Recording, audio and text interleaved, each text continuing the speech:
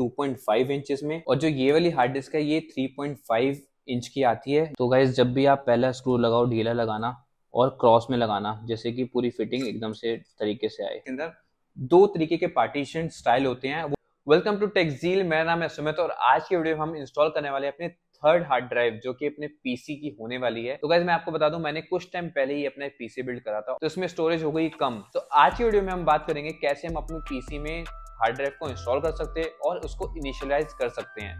तो चलिएगा इस वीडियो पे बने रहना। और आपको एक चीज और बता दूं, आज हम बात करेंगे थोड़ी सी टेक्नोलॉजी के बारे में। जो रिकॉर्डिंग टेक्नोलॉजी होती है वो होती क्या है, जैसे SMR और CMR, इसके बारे में थोड़ी सी बात करेंगे कि हमें क्यों जरूरी है इसको जानना। क्योंकि गाइस जब भी हम कोई हार्ड डिस्क परचेज करते हैं तो हमें पता नहीं होता। हम जनरली क्या देखते हैं, 2 TB की है, 1 TB की है, 3.5 इंच की है या 2.5 इंच की है, मतलब पीसी की है या लैपटॉप की है। हम सिर्फ ये देखते हैं और उसको लेके आ जाते हैं। तो गाइस जो हार्ड डिस्क होती है ना वो बहुत तरीके की आती है। तो आज थोड़ा सा डिस्कस करेंगे, बाकी इन फ्यूचर इसके डिटेल में भी बात करेंगे। तो चलिए गाइस जल्दी से वीडियो को शुरू करते हैं। शुरू करने से पहले चैनल को सब्सक्राइब करना ना भूलना। तो चलिए वीडियो को शुरू करते हैं। तो गाइस सबसे पहले बात कर लेते हैं हार्ड डिस्क की स्पेसिफिकेशन के बारे में। थोड़ी सी आपको मैं डिस्कस कर लेता हूं क्योंकि ये बहुत इंपॉर्टेंट है। अगर मैं डिस्क स्पीड की बात करूं तो वो 7200 RPM की है। अगर इसके मैं कैपेसिटी की बात करूं तो ये 2 TB में मैंने इसको परचेज करी है। अगर यहाँ पे कैशेस की बात की जाए तो वो 256 MB की कैशेस होने वाले हैं। अगर मैं रिकॉर्डिंग टेक्नोलॉजी की बात करूं तो वो SMR टेक्नोलॉजी यूज होने वाली है इसके अंदर। इसमें दो टेक्नोलॉजी आती है, एक आती है SMR और एक दूसरी आती है CMR। अगर मैं इसकी फुल फॉर्म की बात करूं तो फुल फॉर्म होती है सिंगल मैग्नेटिक रिकॉर्डिंग और जो दूसरी होती है कन्वेंशनल मैग्नेटिक रिकॉर्डिंग। तो ये यूज कहाँ होती है टेक्नोलॉजी को मैं जरूर क्लियर करूंगा, लेकिन क्लियर करने से पहले इसको पहले कर लेते हैं इंस्टॉल और इनिशियलाइज कर लेते हैं, जिससे कि हम आराम से इसका काम भी कर पाए और आपसे मैं थोड़ी सी बात भी कर पाऊं। इसका जो ट्रांसफर रेट होने वाला है वो 215 MB पर सेकंड का होने वाला है। और साथ में इसकी अगर मैं वारंटी की बात करूं तो इसमें 2 इयर्स की लिमिटेड वारंटी आती है। इसका जो वेट है वो 450 ग्राम्स का आता है। और अगर मैं बात करूं इसकी टेम्परेचर की, तो इसको ऑपरेशनल जो टेम्परेचर होता है वो 0 to 60 डिग्री सेल्सियस तक होता है। इसका जो नॉन ऑपरेटिंग टेम्परेचर होता है वो -40 to 70 डिग्री सेल्सियस तक होता है। अगर इसके मैं मॉडल नंबर की बात करूं तो इसका मॉडल नंबर है WD20EZBX, इसका मॉडल नंबर है। अगर इसकी मैं कंपैटिबिलिटी की बात करूं तो ये 8.1, 10 और 11 के साथ वर्क करेगी। तो वैसे इसकी अगर मैं बात करूं तो ये 3 मॉडल्स में आती है। मतलब मॉडल्स वैसे बहुत सारे आते हैं, लेकिन अगर मैं पर्टिकुलर इस मॉडल की बात करूं जो मैंने परचेज करा है, इसमें 3 कह सकते हैं, 3 आती है हार्ड डिस्क। जैसे 7200 RPM की मैंने जो परचेज करी है, जो मैंने आपको बताया वो चीज, और उसमें 1 TB आती है, लेकिन आती है 64 MB कैशेस के साथ जो CMR टेक्नोलॉजी के साथ होता है। और लास्ट आती है 5400 RPM के साथ, जिसमें आपको 4 TB तक का स्पेस मिलता है। साथ के साथ आपको 256 MB का कैशेस साइज मिलता है, और ये आती है CMR टेक्नोलॉजी के साथ। तो इसमें 3 आपको वेरिएंट मिल जाएंगे। जो 7200 RPM के 2 मिल जाएंगे, जिसमें एक SMR होगी और एक CMR होगी। और साथ के साथ जो 5400 RPM होगी वो होगी CMR 256 MB की। तो बस इंस्टॉल करने से पहले आपको मैं एक चीज बता दूं, जब मैंने हार्ड डिस्क परचेज करी थी ना, तो इसके अंदर मुझे ना स्क्रूज नहीं मिले थे, ना ही वायर मिली थी। तो सबसे पहले आपको चाहिए एक सेटा वायर, साथ के साथ चाहिए आपको एक स्क्रू ड्राइवर, और साथ में चाहिए 4 पेज। और ये 4 पेज की मैं बात करूं तो ये भी हार्ड डिस्क के साथ नहीं मिले मुझे। एक सिर्फ ये हार्ड डिस्क मिली थी जो कि मैंने इसको कट करके ओपन किया है, सिर्फ ये। तो आपको इंस्टॉल करने से पहले अपने कैबिनेट में इसको इंस्टॉल कर रहे हैं तो आपको ये एक पेज चाहिए होंगे, डेटा केबल चाहिए होगी, और साथ साथ एक पावर केबल भी चाहिए होगी। लेकिन पावर केबल की कोई टेंशन नहीं है। तो गाइस आपको कैबिनेट में इंस्टॉल करने से पहले आप ये ध्यान रख लेना, आपके पीसीयू में स्पेस होना चाहिए, मतलब वायर होनी चाहिए जो कि इसको पावर देगा। तो चलिए गाइस थोड़ा सा मैं हार्ड डिस्क को भी दिखाई देता हूँ और बता देता हूँ कि इसमें क्या क्या कैसे है। तो गाइस फ्रंट में WD की ब्रांडिंग हो रखी है, 2 TB यहाँ पे लिखा हुआ है। साथ में साथ आपको इसमें मॉडल नंबर यहाँ पे देखने को मिल जाएगा। इसमें बहुत सारे वेरिएंट आते हैं, कुछ CCTV के लिए भी आती है, कुछ अलग भी आती है, SSD भी आती है, बहुत सारी है। तो इसमें हम बात करेंगे फिलहाल ये इसी की। और यहाँ पे नीचे बात की जाए तो पीछे से कुछ इस तरीके से दिखती है, और यहाँ पे एक PCB लगी हुई है जो कि इसको कंट्रोल करेगी। PCB के ऊपर आप देखोगे साइड में तो यहाँ पे 2 पोर्ट दिए हुए हैं जो कि आपको ये दिख रहे होंगे गोल्डन कलर में। इसमें जो सबसे लेफ्ट वाला पोर्ट है, ये वाला जो पोर्ट है, ये आपको पावर सप्लाई के लिए यूज होएगा, और जो ये वाला पोर्ट है ये आपको डेटा ट्रांसफर के लिए यूज होएगा। तो जो ये वाली केबल है, ये मेरे पास सेटा केबल, ये इसमें लगेगी। तो इसका जो पोर्ट है वो कुछ इस डिजाइन से है कि जिससे कि आपका जो जब इसको आप इंस्टॉल करोगे तो कोई भी पावर की इसके अंदर ना चले, जैसे कि खराब ना हो। तो ये थोड़ा सा बड़ा होता है और ये इससे थोड़ा सा छोटा होता है। तो ध्यान रखना, जो भी हमारा डेटा वाला पोर्ट होता है वो छोटा होता है इससे। यहाँ पे आपको कुछ दिख ही जाएगा। और बड़ा वाला पोर्ट तो है ही है। तो इसका डिजाइन भी कुछ इस तरीके से दे रखा है कि कंफ्यूजन भी ना हो और आराम जगह पे जाके लगेगी। तो अब यहाँ पे बात करते हैं आप इसके सेटा केबल की। सेटा केबल में बहुत देखो गाइस, कंफ्यूज मत होना, ये मेरे पास ब्लैक कलर की है, इसमें पिंक कलर की भी आती है। मैंने बहुत टाइम से पिंक कलर की देखा था, लेकिन मेरा जो पीसी है उसके अंदर जो मदरबोर्ड के साथ ही आई थी तो ये ब्लैक कलर में आई है। तो आपको इसमें घबराने की जरूरत नहीं है। और साथ में अब ना ये इसके साथ पिंस भी आती हैं जो कि हम इसको लगाते हैं और ये क्लिप हो जाता है, तो ये इजीली निकल नहीं सकती। जब भी हम इसको प्रेस करेंगे ना तभी ये निकलेगी। तो ये एक अच्छी चीज़ आ गई है इसके अंदर, मतलब वो ये कि डे बाय डे टेक्नोलॉजी बढ़ रही है और अपग्रेड हो रही है चीज़ें, तो ये अच्छी बात है। और साथ में साथ ये स्क्रूज हैं, ये स्क्रूज भी जब मैंने पीसी बिल्ड कराया था तो उसी के मदरबोर्ड के अंदर मुझे मिल गए थे, तो मैंने इसको संभाल के रख लिया क्योंकि ये यूज होता ही रहता है। तो कहीं ना कहीं कुछ चीज़ अपग्रेड कर रहे हो, डाउनग्रेड कर रहे हो, तो आप संभाल के रख लिया करो। तो चलिए गाइस, अब जल्दी से इसको इंस्टॉल करते हैं और देखते हैं कि क्या मतलब जो स्टोरेज है। मैं बहुत टाइम से, मैं सही बताऊं, अपना डेटा इतना मैनेज कर रहा हूँ, थक गया हूँ कर करके। तो मैंने सोचा कि क्यों ना अब इसको यहीं पे एक बार पीसी में डाल दिया जाए और मैनेज किया जाए। बाकी आपने एक अगर हार्ड डिस्क की देखी होगी जो मैंने नैस ली थी, तो उसका लिंक भी आप डिस्क्रिप्शन में देख लो। मैंने नैस की हार्ड ड्राइव भी ली हुई है, जो मैंने आपको बताया था कि कैसे आप इसको इनिशियलाइज कर सकते हो, कहाँ यूज मैंने करी थी, क्यों करी थी, ईच एंड एवरीथिंग आपको इसमें देखने को मिल जाएगा। तो लिंक डिस्क्रिप्शन में देख लेना जाके। तो चलिए गाइस, सीपीयू को हम लेकर आ गए यहाँ पे एडिटिंग रूम से, क्योंकि आज थोड़ा सा अलग होने वाला है, क्योंकि वहाँ पे एडिट नहीं कर सकते या वहाँ पे शूट नहीं कर सकते, तो इसलिए इसको यहाँ पे लाना पड़ा। तो चलिए इसको सबसे पहले हम यहाँ करते हैं ओपन। यहाँ से सबसे पहले इसके हम खोलेंगे स्क्रूज। तो इसको करने हैं मेरे, ये जो स्क्रू खोलने हैं इसमें आपको स्क्रू ड्राइवर की जरूरत नहीं पड़ेगी, क्योंकि जो उसके जो पेज हैं ये हाथ से खुल जाते हैं।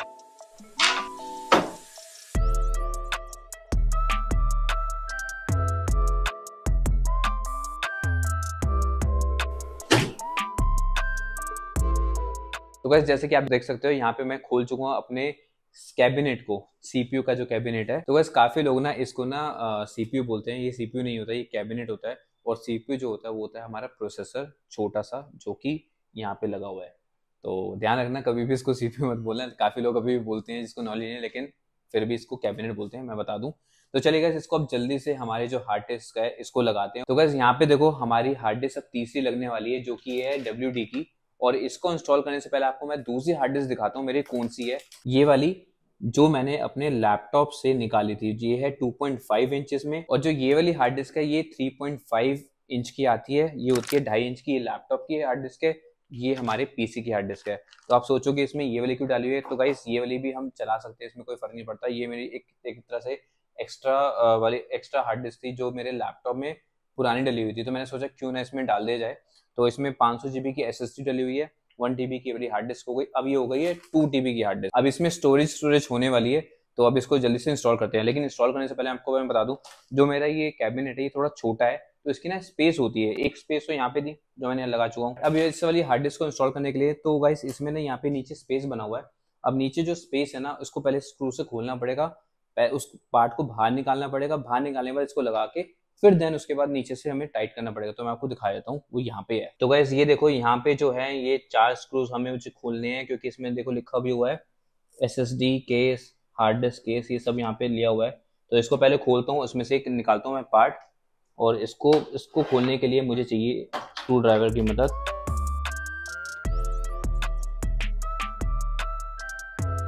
तो गाइस, जो ये वाला पार्ट है ये देखो मैंने निकाल लिया है, और इस पार्ट के अंदर लगनी है हार्ड डिस्क ड्राइव। और हार्ड डिस्क ड्राइव को चलो निकाल लेते हैं और लगा देते हैं। यहाँ पे आपको 6 स्क्रू की जगह मिलेगी, 3 साइड में और यहाँ पे 2 यहाँ पे। तो कभी कभार क्या होता है कि हमारे हार्ड डिस्क कभी कभार स्लाइड करके लगती है, जैसे मतलब कह सकते हैं कि जैसे बे ऐसे है, जैसे ऐसे लगेगी, और कभी कभार हमें लगेगी ऐसे। तो जो अभी जो हमारे पास पैटर्न है ना लगने का, तो यहाँ पे 4 हमारे स्क्रू के लिए दिए हुए हैं कि हम यहाँ से टाइट कर सकते हैं। तो हमें क्या करना है, इस पार्ट को यहाँ पे रखना है और इसको यहाँ से मैच करना है। अब देखो ये 2 यहाँ पे मैच हो गए हैं, 2 यहाँ पे मैच हो रहे हैं। तो गाइज, जब भी आप पहला स्क्रू लगाओ ढीला लगाना और क्रॉस में लगाना, जैसे कि पूरी फिटिंग एकदम से तरीके से आए। ये वाला मेरे पास एक्चुअली जो स्क्रू है ना, ये स्क्रू ड्राइवर बहुत बड़ा है, इसके लिए छोटा चाहिए होता है, लेकिन कोई बात नहीं। अब मैं लगा रहा हूँ, देखो क्रॉस में एक यहाँ पे लगा दिया और इसको लगा रहा हूँ यहाँ पे। क्रॉस में लगाने का फायदा ये होता है कि आपकी ना अलाइनमेंट सही हो जाती है। अब जब आप तीसरा चौथा लगाओगे ना, सेम जगह पे लग जाएगा और वो हिलेगा भी नहीं। तो गाइस देखो, ये कुछ इस तरीके से लग चुका है। अब हमें इसको ऐसे लगाना है और वायर यहाँ पे लगा देनी है।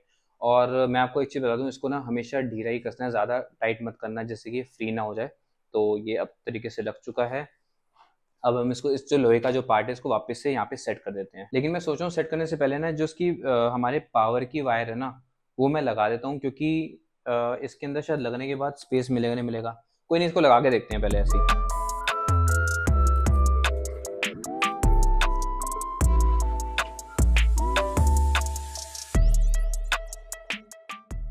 इसको भी गाइस मैंने क्रॉस में लगाया है, जैसे कि हमारी अलाइनमेंट सही है। 2 लग जाएं, 2 तो फिर उसके बाद वैसे भी लग जाएंगे। तो गाइस यहाँ पे अब सेटा की वायर लगानी है और हमारे लगानी है पावर की वायर। तो पावर की वायर यहाँ पे मिल भी गई है, लेकिन थोड़ा सा ना इसको मुझे कट करना पड़ेगा क्योंकि ये सारा पैक करा हुआ है, तो मैं इसको यहाँ से कट कर रहा हूँ। तो गाइस इसमें ना वायर का बहुत सारा गुंजल हो रखा था। मैं जो इसकी पावर की वायर थी वो ढूंढने में थोड़ा टाइम लगा और निकल भी गई है, ये मैंने निकाल के रख ली है। अगर आप कभी भी इसमें पावर देनी है तो इसमें हमारे पीसीयू के अंदर वायर्स बहुत सारी होती हैं, जो कि यहाँ पे आप देख पा रहे हो।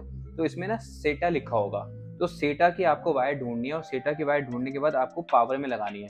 और जो ये डेटा वायर है, जो ये वाली ये सेटा की डेटा वायर है जिसमें आपको डेटा ट्रांसफर होता है, तो ये वाली वायर हमें मदरबोर्ड में लगानी है। तो हम पहले इसको पावर के साथ कनेक्ट करते हैं। तो ये हमने यहाँ पे लगा दिए इधर। आपको जो है इसका डिज़ाइन है वो इस हिसाब से रखना है, तो ये इस तरीके से लगेगी।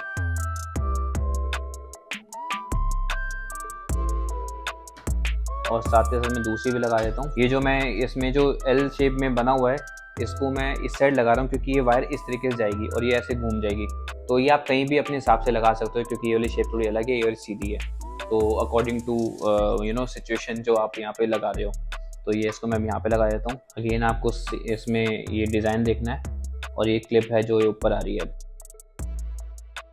जो ये वाला पार्ट है सेकंड वाला, ये हमारा लगेगा मदरबोर्ड के अंदर, क्योंकि इसको मदरबोर्ड के साथ कनेक्टिविटी आएगी। यहाँ पे डालने से पहले सबसे पहले इसको मैं सेटअप कर देता हूँ, क्योंकि ये वायर्स बहुत सारी निकली हुई है, तो इसको भी गुंजल जो बना हुआ है इसको मैं सोच रहा हूँ पहले इसके अंदर डाल देता हूँ।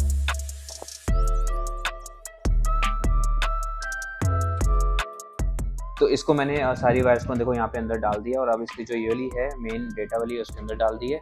अब इसको मैं खड़ा करके ना थोड़ा सा इसको सही कर देता हूँ। यहाँ पे लग चुकी है। तो चलिए गाइस ये सारा कनेक्शन हो चुका है। अब इसको पैक कर देते हैं। ये जो वायर निकले इसको भी थोड़ा सा अंदर कर देते हैं। इसको ये जो है यहाँ से इसको ज़्यादा कुछ नहीं करना, बस हल्का सा आपको अंदर करना है और फिर साथ में ये लगा देना वापस।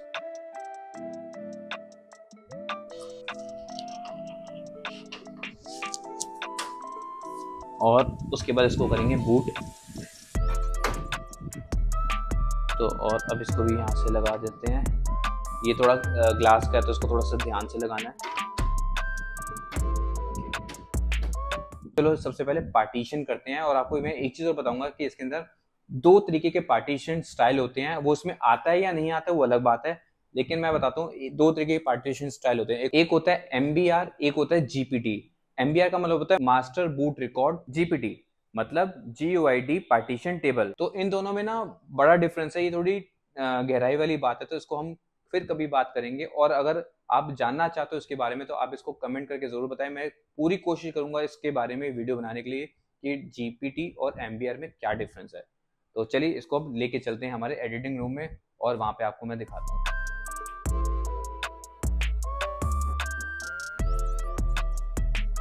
तो गाइस यहाँ पे मैं पीसी की तरफ आ चुका हूँ। मैंने सारा इसको कनेक्शन भी कर लिया जिससे कि पीसी हो चुका है ऑन।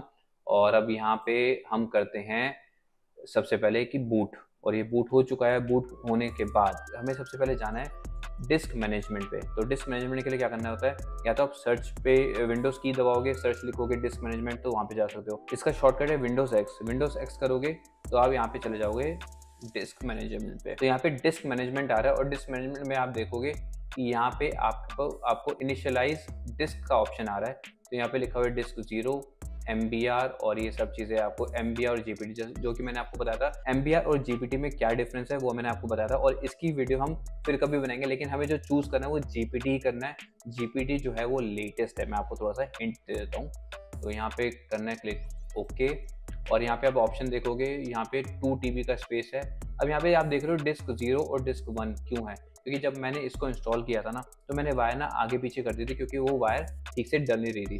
तो अब वो डिस्क 0 में हमारी 2 TB वाली दिखा रहा है। अब यहाँ पे आप देख रहे हो डिस्क जो 0 है उसका जो कैपेसिटी है 1863 है, जो कि 2 TB की है और ये अनएलोकेटेड दिखा रहा है। तो हमें क्या करना है, सिंपल राइट क्लिक करना है और न्यू सिंपल वॉल्यूम में क्लिक करना है। जैसे हम इस पर क्लिक करेंगे तो आपको एक विज़ार्ड दिखाएगा, तो आपको सीधा आपको पढ़ना है और नेक्स्ट पे क्लिक करना है। जब आप नेक्स्ट पे क्लिक करोगे तो आपको मैक्सिमम, तो इसमें आप देख सकते हो मैक्सिमम डिस्क स्पेस है जो केबी में शो कर रहा है, और सिंपल वॉल्यूम साइज़ है वो इतना शो कर रहा है। तो आपको इतना ही रखना है, क्योंकि हमें इस डिस्क में, इस हार्ड डिस्क में हमें पार्टीशन नहीं बनाना है। पार्टीशन इसलिए नहीं बनाना है क्योंकि हम इसमें डेटा सेव करने वाले हैं। अगर हमें इसमें विंडोज़ या कुछ ऐसा काम करना होगा कि हमें कुछ डेटा इसमें रखना है, तो ऐसा नहीं है।